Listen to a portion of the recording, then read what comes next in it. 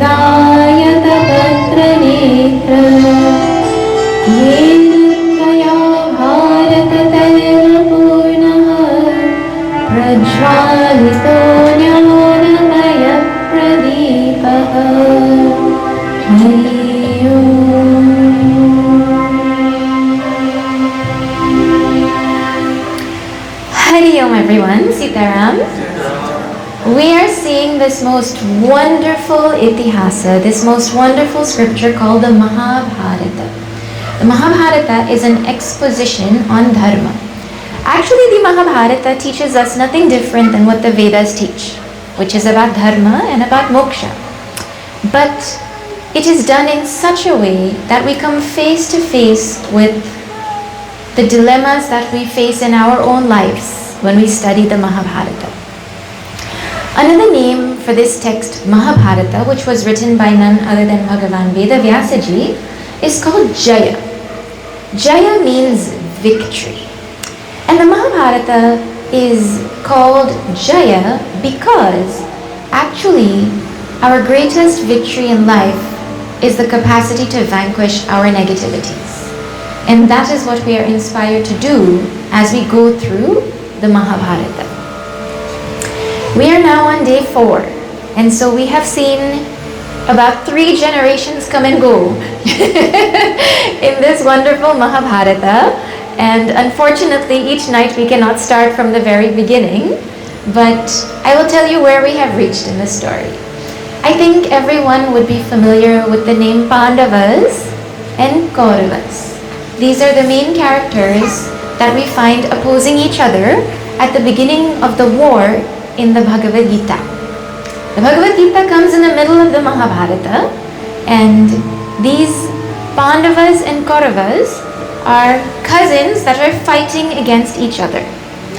The Mahabharata presents the events that lead up to the war, includes the Bhagavad Gita, and continues after the war as well. So where we have reached right now is we have... Could I request you to reduce the sound a little bit? Thank you. Where we have reached now is the Pandavas and the Kauravas were born yesterday in the story. That is what we saw yesterday. These young princes of the Kuru dynasty were recently born. 5 Pandavas, sons of Pandu, and 100 sons of Dhritarashtra that are called the Kauravas. Now the interesting thing in the Mahabharata is that every single character, except for Bhagavan Krishna, has positive and negative qualities. And yet, some of them are called good guys, and some of them are called bad guys. What is it that defines someone as good and defines someone as bad if each and every one of us has both good and bad in us? That is a question that we have to come face to face with for our own selves. I have positive qualities, that doesn't necessarily make me good. I have negative qualities, that doesn't necessarily make me bad. So what is it that defines me as good or bad? The answer becomes clear as we go along, because you come to realize that whoever is on the side of dharma, on the side of righteousness, on the side of goodness, it doesn't matter what their weaknesses are. In the final analysis, because there is goodness in their heart, they are considered good irrespective of their weaknesses. And on the other hand, those who have wickedness in their heart, it doesn't matter how many good qualities they have. In the final analysis, they are considered the bad guys. So here we are. The Pandavas are on the side of dharma, and the Kauravas are on the side of adharma. And from a very young age, you see the negative tendencies come out so strongly from the Kauravas. Yesterday we saw how, as young children, one of the head Kaurava is called Duryodhana. We saw yesterday how, at a young age, he goes and he poisons Bhima, who is one of the Pandavas. He tries to poison Bhima. And the elders cannot believe that at such a young age, so much hatred and jealousy and negativity can exist in the heart of a youth like that. But this is how it goes. And we saw also how, as these boys are growing up now, they're all living together in the palace, and it's time for their education. So the most wonderful Acharya, Dronacharya, shows up to be the one to educate them. He has his own reason for coming. He is trying to find a Kshatriya, a warrior who is brave enough and strong enough to go and get revenge on his behalf from his enemy, who is a king called Drupada. That is all we saw yesterday. Anyways, we have reached the point where the boys, all these princes, are being trained to become great archers, to become great warriors, to become great politicians. Like that, they're being brought up, they're being educated by this Dronacharya, this wonderful teacher called Drona. And Arjuna, whose name is not unknown to us, one of the Pandavas, he quickly becomes a favorite of this Dronacharya. Not for any, it's not surprising that he becomes a favorite of Dronacharya, because he really was the most wonderful student that Dronacharya had. You know, his brother Bhima, Arjuna's brother Bhima, used to love food. That was his characteristic trait. He was always hungry and he was always eating. He's a big, strong guy.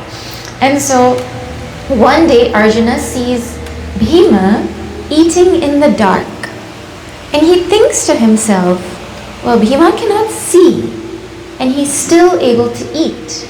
You know, he asked Bhima, but how are you eating in the dark? And Bhima said, but my hand can find my mouth in the dark, so the darkness doesn't stop me from eating. so that makes Arjuna think. And Arjuna thinks, well, if Bhima's hand can find his mouth in the dark, why cannot my hand find the arrows and shoot in the dark? And so Arjuna, at a young age, is inspired to start training as an archer even in the dark. And like this, every opportunity he gets, he becomes a greater and greater and greater archer. He becomes the greatest archer that Dronacharya is training.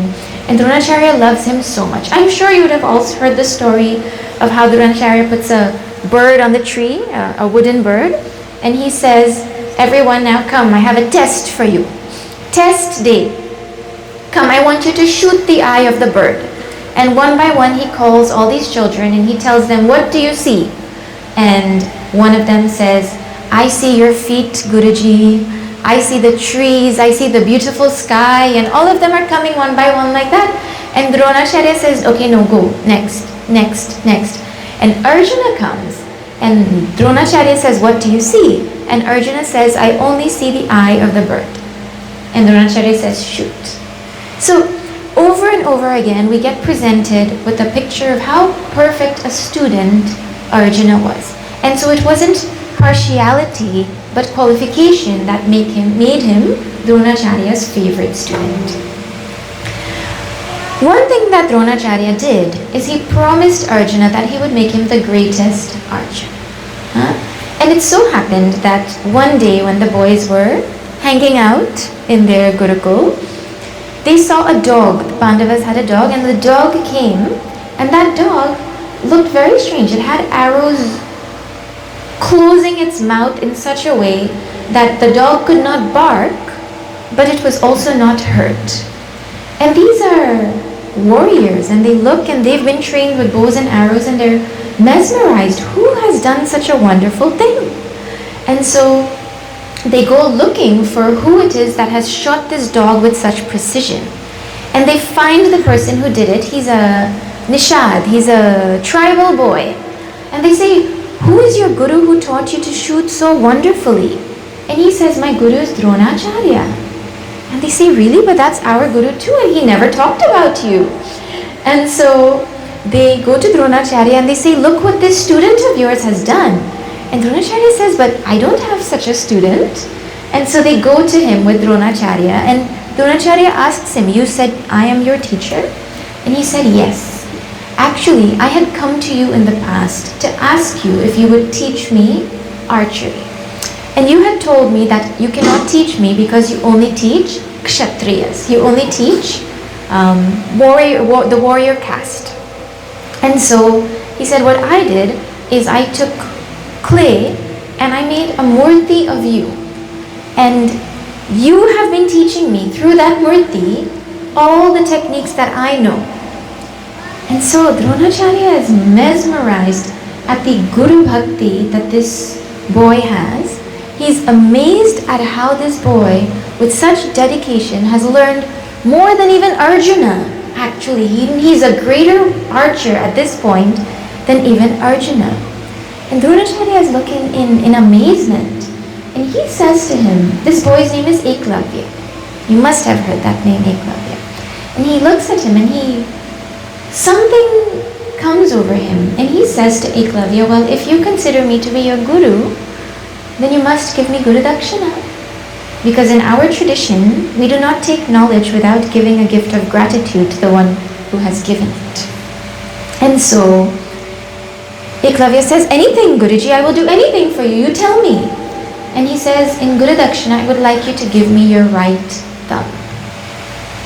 And for an archer, the right thumb is a crucial part of the technique. Unhesitatingly, Eklavya takes out an arrow with his left hand and he shoots off his right thumb and he places it at the feet of his guru, Dronacharya.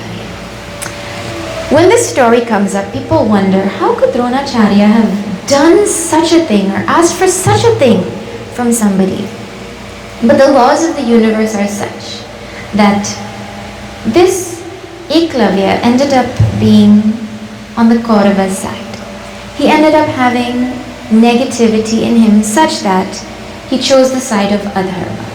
And if he was not limited in his capacities, he would have fought so hard against dharma that it would not have been a good thing.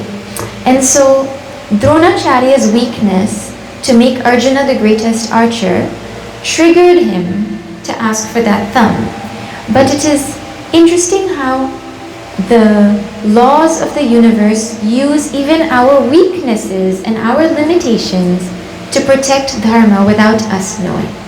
Like this, Eklavya was put in a position where even though he had such great Guru Bhakti and even though he was such a great archer, he was limited in his capacity now because of the tendency in his heart that would lead him to support the negative side. I mentioned at the beginning, every single character in the Ramayana is going to have positive and negative qualities. Just like all of us, you're not going to find anyone with just one. Anyways, the other interesting thing about this Dronacharya is that he had vowed to teach only Kshatriyas, only members of the warrior caste, because they were meant to use what he was teaching to fight and protect the kingdom and protect the people and all of that.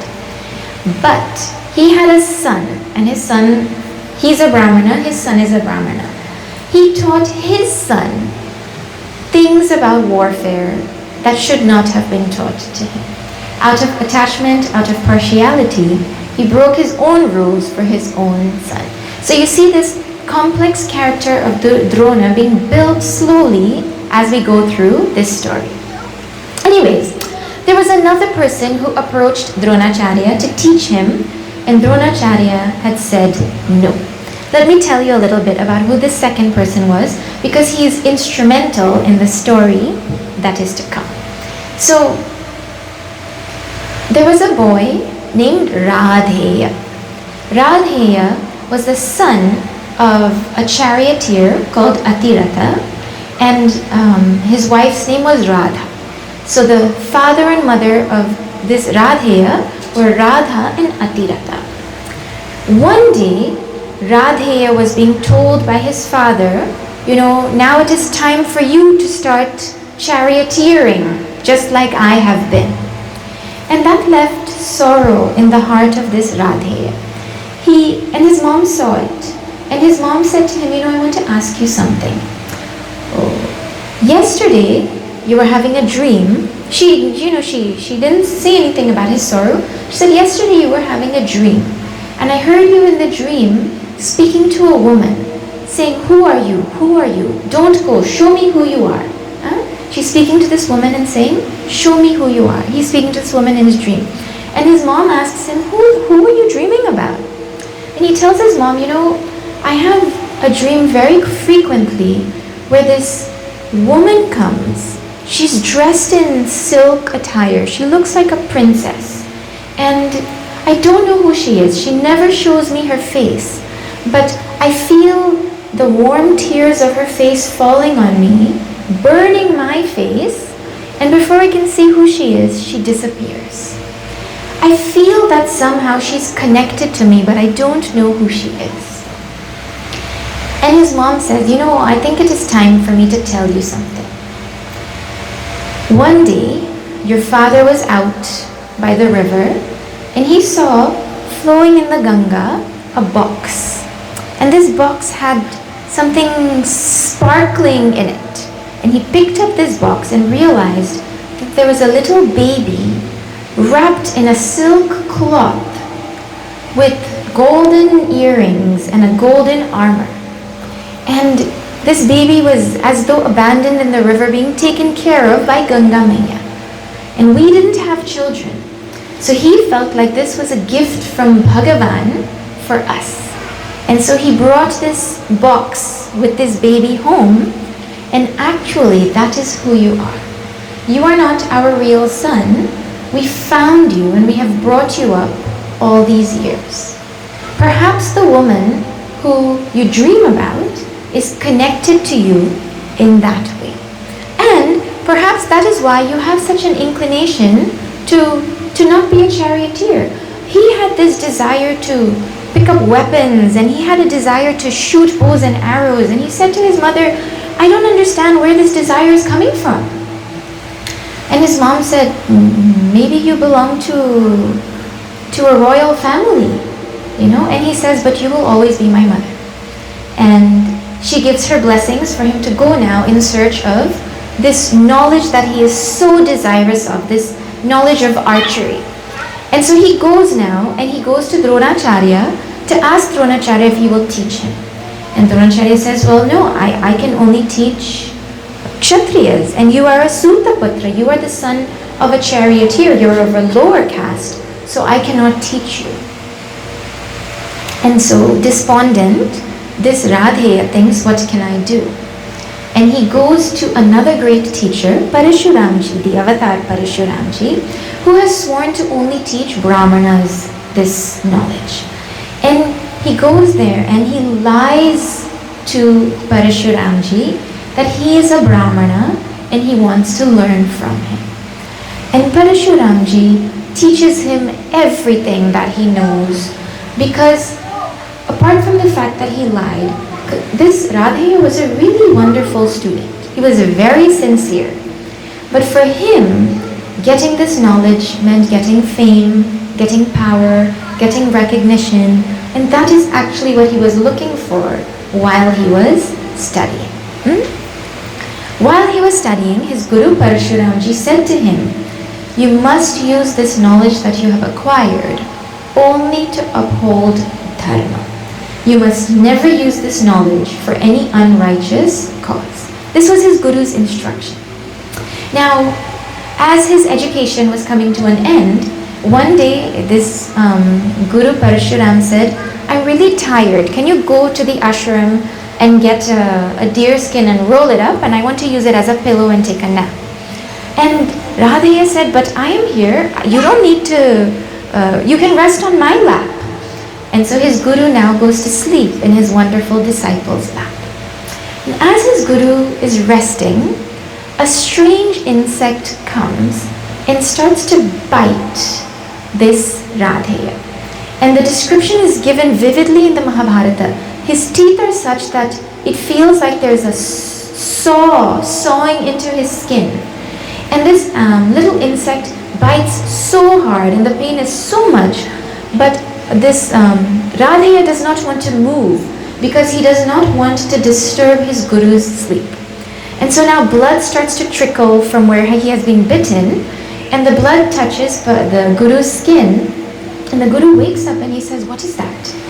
And Radheya explains to him that, no, this insect came and started to bite, and I didn't want to move because I didn't want to disturb you. And Parashuramji, instead of having gratitude, he gets angry. He gets very angry. He said, it is not possible for a Brahmana to have this kind of tolerance for physical pain and the sight of blood. You are not a Brahmana. Tell me who you are. And so now Radheya admits to him that he is the son of a charioteer and he's actually not a Brahmana. And Parashuramji said, you lied to me. You lied to me to get this knowledge. And because you lied to me, I curse you that at the time when you need this knowledge the most, you are going to forget it. And when a rishi curses, or when your Guru curses, that is not just our kind of talk nowadays. It really means what it says. And so this Radheya is devastated. But then he calms down, the Guru calms down, and then he follows up and he says, well, what I have said cannot be taken back. But you know what? You wanted fame. That is why you came and got this knowledge, right? I assure you, you will get fame. You will be known as as the greatest archer that ever lived on this earth.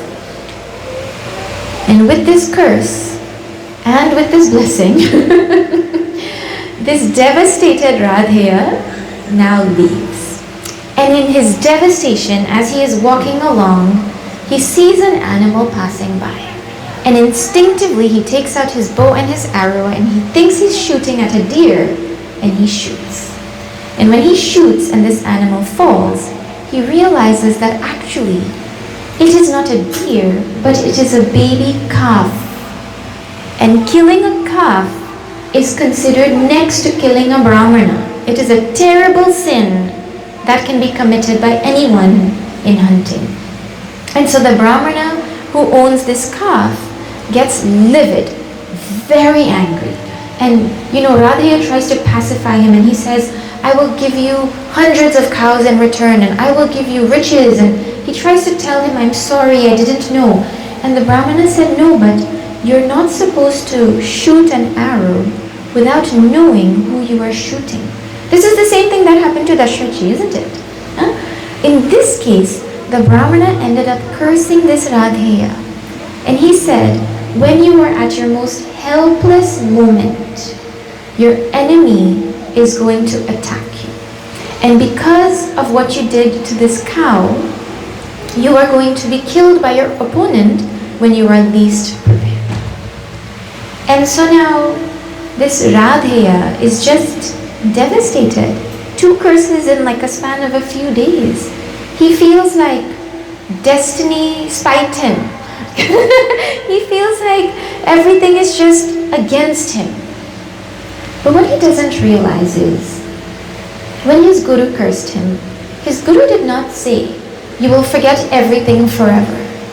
His guru said, it is only at the time of your death that you will forget this knowledge. Even the Brahmana, his curse did not affect this Radheya's whole life. All it affected was at the time of his death. But see how dangerous it is for somebody to know about how they are going to die.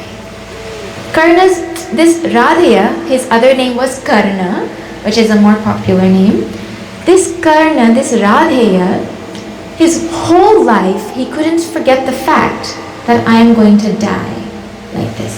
This is a reminder to us about how knowing how we're going to die actually clouds the way we live. That is why Bhagavan has made it so we don't know these things. That is why we're not encouraged to go and seek out to know when we're going to die, how we're going to die, where we're going to die. We're not meant to know that because we're supposed to focus on living. When we know those things, it perverts our mind and the way we live our life. But anyways, this Karna is so devastated by what has happened.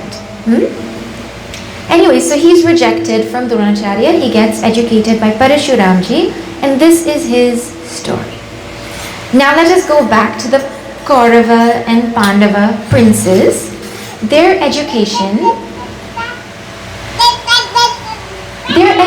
has now come to an end. And the way that the tradition went is when the education is over, the family and the kingdom is all invited to see what all of these students have learned, So a great, huge, grand tournament was held where all the royals and all the locals, the citizens, were invited to come and see the great skills that all of these young men had learned. And so one by one they come and they show their talents. So Yudhishthira, the eldest Pandava, who is Dharmaraj, he comes and he shows how he uses the javelin. And then Duryodhana and Bhima come and show their skills with the mace, the gada, And then Arjuna comes and he starts to show his power with his arrows. And everyone is so mesmerized. It's like you're watching fireworks, but with arrows. You know how nowadays they've made fireworks with like LED and stuff, so you don't need to use actual toxins, toxic substances and all. Imagine fireworks being created, but by arrows of Arjuna. Everyone was so mesmerized by Arjuna's skill. They were like, yeah, he really is the greatest archer. No wonder Dronacharya loves him so much. And everyone is so in love with this Arjuna. Kunti Ma, his mother, is looking with pride. And Dhritarashtra, the blind king, is burning with jealousy, hearing about how Arjuna is being praised. And at this time, they hear this like clap of thunder, while Arjuna is in the midst of his demonstration. And this clap of thunder makes everyone feel like it sounds like the world is going to end kind of thunder. And they turn and they look, and someone who is just a dazzling, brilliant personality has walked into the tournament hall, has walked into the stadium. And he pulls the string of his bow again, and that is what had made that great thundering sound.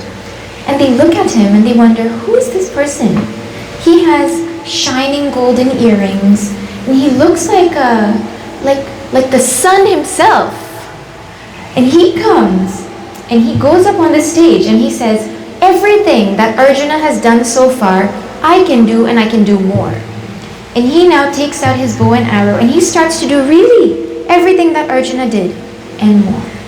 And so now Arjuna is thinking, who's this person who has showed up? And everyone is watching this like sudden change of drama that is happening here.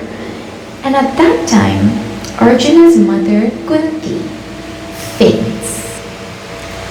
Actually, this Karna who has walked in is her firstborn child. She is the one who put him in that box and wrapped him in that silk and sent him down the Ganga, because he was given to her by Surya Devata, by the sun god, before she was married. And she felt like it was not something she could tell anybody. So she had kept this secret her whole life. And now seeing this child of hers for the first time that she recognizes because he was born with golden earrings, right? She sees him and she knows this is him. And seeing him, she faints. And while being revived now, the wise minister Vidurji, who can see into the future and the past, he signals her with his eyes, don't say anything, you know? And so now she gets up and she watches her two sons, who don't know their brothers, starting to have drama with each other. And at this time, Karna challenges Arjuna. And he says, you think you're a great archer? Fight with me. Let us see who really is the great archer. And at this time, Kripacharya, one of the gurus, he comes up and he says, you know, these kinds of duels and these kinds of challenges happen between equals. This is Arjuna, prince of the Kuru dynasty, son of Pandu. You please introduce yourself. Who are you? And at this point, his face drops. He doesn't know he's also son of Pandu. He is also a Kshatriya. But he introduces himself as the son of a charioteer. And at that time, he's told, well, you're not allowed to fight with Arjuna. You don't have the qualification. Remember, we're not saying whether things that happen are are right or wrong. We're not judging, we're just observing how things unfolded. So now, Duryodhana sees that there's somebody who can actually challenge Arjuna. Duryodhana is on the bad side, opposite of his cousins. And he instinctively gets up. And he says, you know, a king is not just defined by birth. A king can be defined by birth, by bravery, or by conquering another kingdom. These are three ways in which a person can be a king. So what that he's not a king by birth? Look at his bravery. You can tell he's not an ordinary person.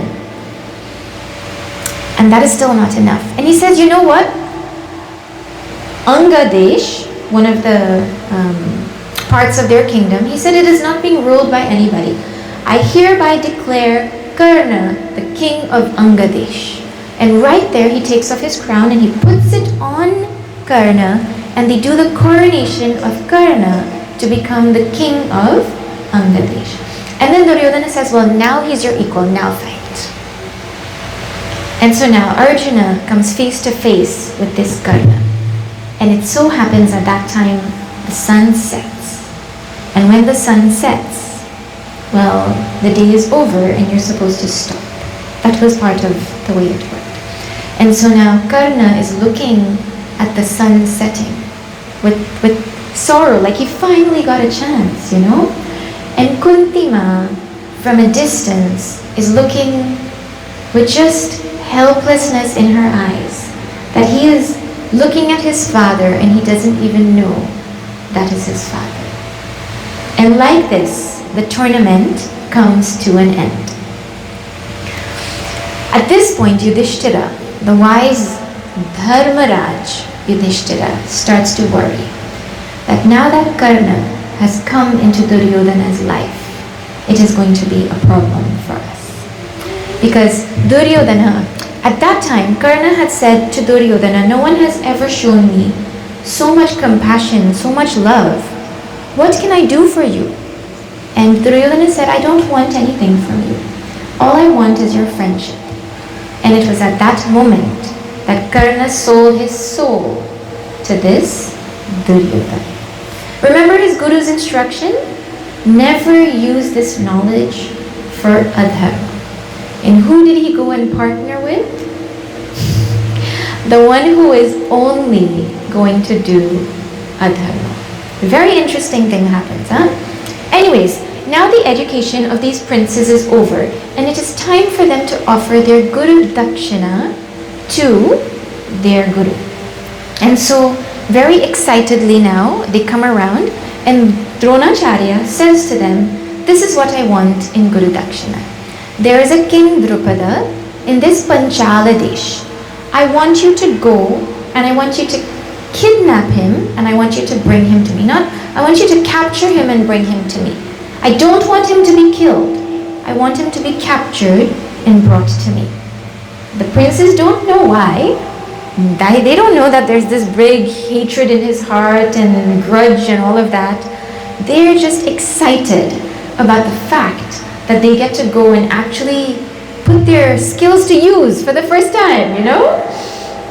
And so the Kauravas, the bad guys, the Kauravas, these 100 sons of Dhritarashtra, they go excitedly in their chariots towards this Panchal Desh. And they go and they try to fight with Drupada. But Drupada is a really strong king. And they are defeated. They cannot defeat him. And the Pandavas are just watching to wait for the Kauravas to finish being defeated. And then they show up. So Arjuna says to Yudhishthira, you just wait here, the oldest brother. And the four of them, the remaining four Pandavas, they go. And Drupada does not even know what hit him. Arjuna's arrows come flying around him in such a way that he cannot move and he is not hurt.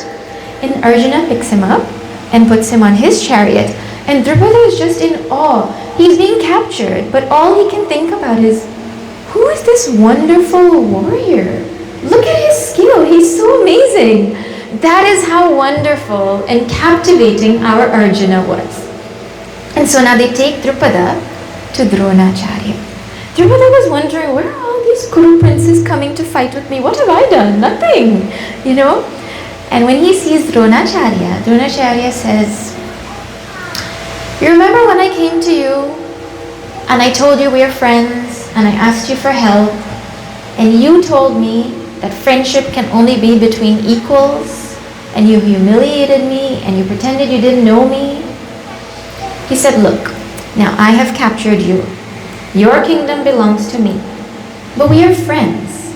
So I am going to let you go. And I am going to give you half of the kingdom so we can be equals, so you can be my friend. And at this moment, the hatred and the revenge that Dronacharya was seeking disappears. But now, that hatred has transferred into Drupada's heart. Because imagine the humiliation that this king went through. And so he said, you're free to go, Dronacharya said. And so now Drupada leaves. He leaves with such hatred in his heart, with determination to seek revenge on what Drona has done. What he does, we will see shortly, but he leaves there.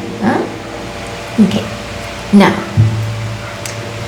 the plot gets more dramatic. The education of the boys having finished, it is now time to crown the next heir to the throne, which is Yudhishthira, rightfully Yudhishthira.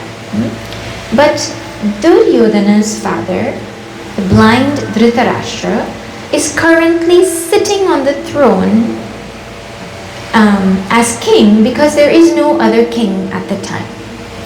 He's not the rightful heir to the throne, but he is sitting there temporarily until there is a rightful king. And so Duryodhana says, no, but you are king. How can I have to be king because you are king? I can't be a slave to that Yudhishthira if he becomes king. That is ridiculous. And Dhritarashtra was so attached to his son that whatever his son used to say, he used to give in. But he said, Duryodhana, I cannot help it. Yudhishthira is the rightful heir to the throne. Everyone loves him. I have to make him the crown prince. And so Dhritarashtra doesn't listen to him, and he goes ahead and he makes Yudhishthira the crown prince. Some time passes, and everybody in the kingdom loves Yudhishthira. He's the incarnation of goodness. How will they not love him? Everybody loves all the 5 brothers because of how noble, how kind, how wonderful they are. And this love that they start to get from the citizens brings jealousy. It makes jealousy even stronger in the heart of Duryodhana. Duryodhana's jealousy is open, but Dhritarashtra, who also has jealousy, he keeps his jealousy a secret. That is the difference between father and son. But one day, Duryodhana goes to his father and he says, look, everybody is fallen in love with this Yudhishthira who you crowned Yuvraj. So now you have to do something. I cannot stand this. I cannot tolerate this. I am going to kill myself if this continues. And he knows that he is Dhritarashtra's weakness. The backstory is Duryodhana had a meeting with his Mamu, Shakuni, who is the mastermind bad guy planner, his brother Dushasana, equally as wicked, and Karna, who now that he's Duryodhana's friend, he's just wickedness in every iota of his personality as well. So the 4 of them have a meeting and think, the only way to solve this problem is to get rid of the Pandavas. Is to just get rid of them. Let them die. Kill them. That is the only solution. And so Duryodhana goes. They come up with a plan also on how to kill these Pandavas without being suspected. So when Duryodhana is speaking to his father, he says, you know, I have an idea. Why don't we send these Pandavas on a vacation to a nice part of the kingdom where they can have a break and relax and enjoy. And we'll let them stay there for like a year. And you know, over a year, the people in the kingdom will start to forget him. They will fall in love with me. And then the dynamic will change before they come back. And Yudhishthira is trying to tell him, no, you know. But the problem is that Dhritarashtra cannot help it. Whatever his son says, he eventually has to give him. So long story short, he agrees for Duryodhana he agrees for this plan. And so the next day, he invites Yudhishthira and he says, you know, you've all been working so hard this past year. Why don't you, your brothers, and your mother, Kunti, go to this Varanavata. And you go there and you just enjoy and relax and like that. Yudhishthira knows that from wickedness, only wickedness can come. And so he knows there must be some evil intention behind this. But Yudhishthira is so noble that he can never say no to his elders. And Dhritarashtra is like his father. And so he says, okay.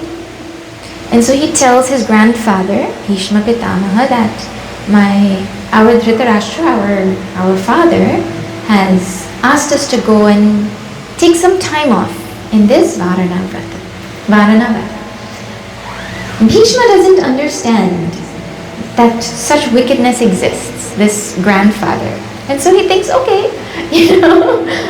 But there's a wise minister who happens to be Dhritarashtra's half-brother. Vidurji is his name. Vidura. And he knows the plan of the Kauravas. And so he says something to Yudhishthira. Yudhishthira is a son of Dharmaraj, and Vidura is an incarnation of Dharmaraj. So they vibe very well.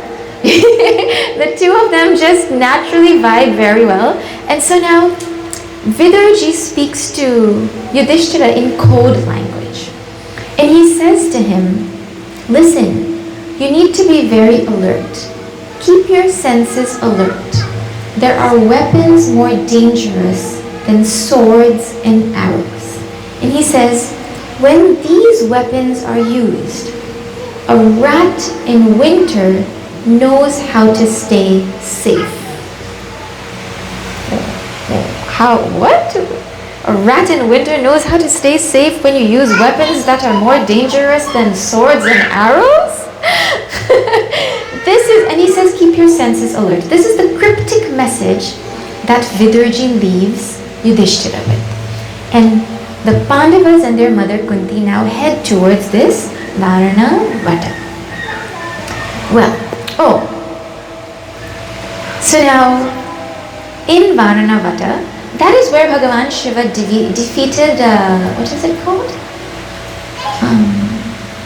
I think Tripurasura is who he defeated over there. I think that is what that city is known for. And so now hear the plot. Hear the plan of Duryodhana and why they were sent there. Duryodhana called one of his ministers called Purochan. And he said, I want you to go over there as fast as you can. And I want you to oversee the building of a most beautiful palace for these Pandavas. But I want you to build it with lac and wax, such that one night when they are sleeping, we will light a fire, and this entire palace will go into flames in a second, and they will be burned. It will look like an accident and nobody will suspect us. This is their plan. Build a palace in which they're going to be burned. And so they reach Varanavata, and Purochan walks up to these Pandavas and he says, your uncle Dhritarashtra has asked us to build this wonderful palace for you to come and relax and enjoy. Now Yudhishthira knows something is fishy, but they go. And when Yudhishthira goes there, his senses are alert, and he realizes and he tells Bhima one day that this palace is built with this flammable material. Means they're planning to burn us. And then he starts to think about what his uncle Vidur had said. And here's the code now. They realize that the weapon that is more dangerous than swords and arrows is fire. And how do rats escape? They dig a tunnel when they have to go.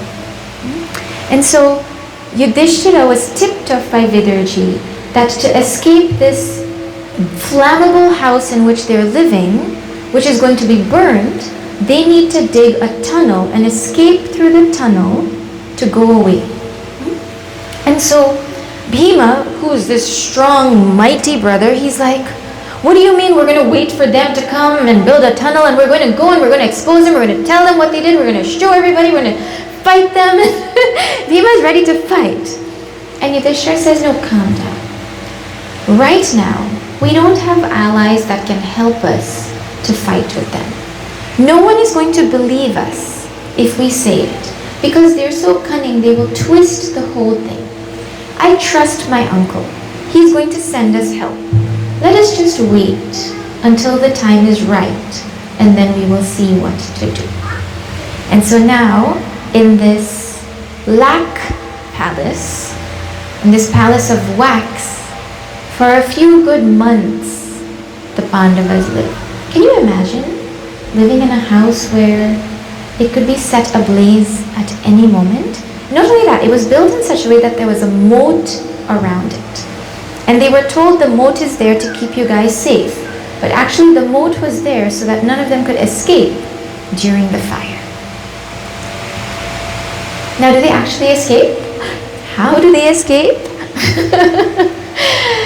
Actually, Vidurji sends his friend who is a miner. Not minor, miner. And this friend comes and speaks to him in the same code language that Vidurji had spoken to him in. So he knows, okay, he's an ally, he's a friend. And he starts to dig a tunnel for them to escape. So let him dig the tunnel, and we will see tomorrow how they escape and how the events unfold. But see, the level of wickedness of these Kauravas was such that they're ready to stage the killing, the murder, the right word is murder, of their own cousins, because they want to be the ones in power. They don't want the rightful heir of the throne to be in power. This is a power play, this is an ego play, this is jealousy literally burning. And the thing is, there is a Duryodhana in all of us also. There is a part of us that has this burning jealousy against people that have worked hard and are in the places that they are because they should be there. But we look at them, and this jealous part of us cannot help but wish they were taken down. Is it not true? At some point in our life, we would have all felt this kind of jealousy towards someone. It may not be big, it may be small, but that tendency is there. And so when we see this Duryodhana, it is an opportunity for us to stop and question ourselves and ask, how big is the Duryodhana in me? And what can I do to remove him? Because he will destroy us if he is left to live in us. So we will pause here in this story, and we will see tomorrow. The real drama starts tomorrow, I think. It's building up, building up, building up. The real drama is going to start tomorrow. So thank you so much, Panditji, for having us here this evening. The Mahabharata is the most fascinating story that I have read, that I have seen. The Ramayana presents ideals, you know? But when you come to Mahabharata and you see all these characters that mirror us, we realize that our Shastras have so much for us to think about. We could spend our whole life and it wouldn't be enough thinking about this. Okay, I'll pause here and I'll just share a couple of announcements as they get ready for the final prayers.